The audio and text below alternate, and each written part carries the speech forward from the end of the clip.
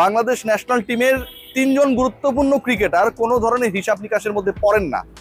এই ক্রিকেটারদেরকে হিসাবের মধ্যে আনতে গেলে যেন কম্পিউটার নিয়ে বসা লাগে বাংলাদেশি বংশোদ্ভূত একজন সহকারী কোচকে, যে এ সুযোগ পেলে আমার কোরামের আমার সিন্ডিকেটেরকে বাদ করবে সেই হিসাব করতে। এই 3জন ক্রিকেটারকে নিয়ে যে ঘটনা ঘটছে এবং এই 3জন ক্রিকেটার জাতীয় দলে অন্তর্ভুক্ত হলে অন্যরা যেভাবে অসংখ্য সুযোগ পাচ্ছে, ন্যাশনাল টিম ম্যানেজমেন্ট যেভাবে অন্যদেরকে সুযোগ দিচ্ছে, তার অর্ধেক সুযোগও যদি এদেরকে দেয়া হয় তাহলে বাংলাদেশের মিডল অর্ডার, বাংলাদেশের টি-20 সাইড সেটআপ বদলে যেতে বাধ্য। আমি কাদের ব্যাপারে আলোচনা করছি? 1 নম্বর সাব্বির রহমান, 2 নম্বর সৌম্য সরকার।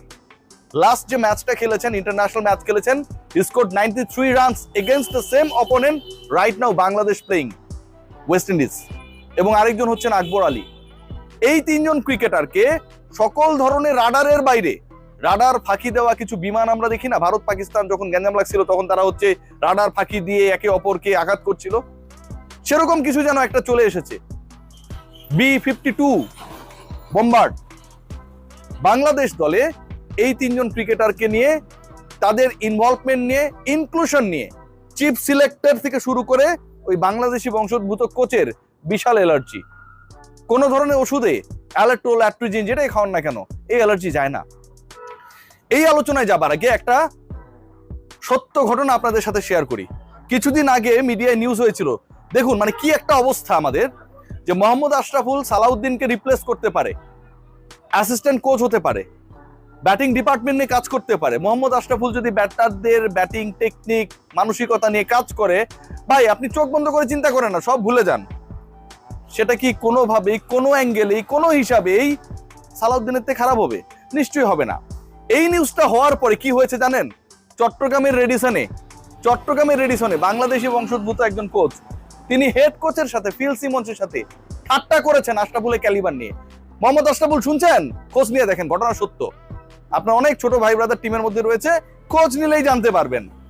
বিদেশি কোচের সামনে নিজের চাকরি যিনি এখানটায় করছেন, বজায় রেখেছেন বিসিবির টাকায়, বছরে কোটি টাকা যিনি ড্র করেন, তিনি বাংলাদেশের অ্যাসেটদেরকে নিয়ে, বাংলাদেশের পরিকল্পনা নিয়ে, বাংলাদেশের এক্স ক্যাপ্টেনকে নিয়ে মজা নেন। এই মেন্টালিটি বাংলাদেশের ড্রেসিং রুমকে রুল করছে। What is the problem with Soumya Sarkar? What is the problem with Sabbir Rahman?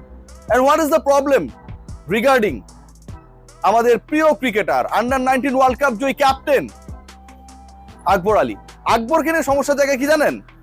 সমস্যার জায়গা সেটা হচ্ছে, তিনি যদি থিতু হন, এতগুলো চান্সেস পেয়ে যান, ওই রোলটায় কেউ ঢুকবে না। NCL টি-20-র কথা দেখেন, আলা রফা ব্যাংক যেটা স্পন্সরশিপে ছিল, রংপুর শিরোপা জিতেছে, নাসির ভালো খেলেছে, আকবর অসাধারণ ক্যাপ্টেন্সি করেছেন, লাস্ট ম্যাচে তিনি ম্যান অফ দ্য ম্যাচ। আপনি তাকে কোনো সিস্টেমের মধ্যে রাখতে চান না, ওই হংকং মংকং কি দল যেন আছে সেখানটা আপনি খেলতে পাঠিয়ে দেন। দেখুন, what is the problem with Soumya Sarkar? Chief selector বলছে, যে গাজী আশরাফ হোসেন লিপু বলছে যে Soumya, he was the replacement of the national side, যেখানটা তিনি যেতে পারেন নাই। বাংলাদেশের ক্রিকেট অপারেশনসের লিডে যারা থাকে, তার ক্রিকেটার যেখানটায় খেলা হয়, আবুধাবিতে যেতে পারে না ভিসা জটিলতার কারণে, সে হিসাব নিকাশটা করে না।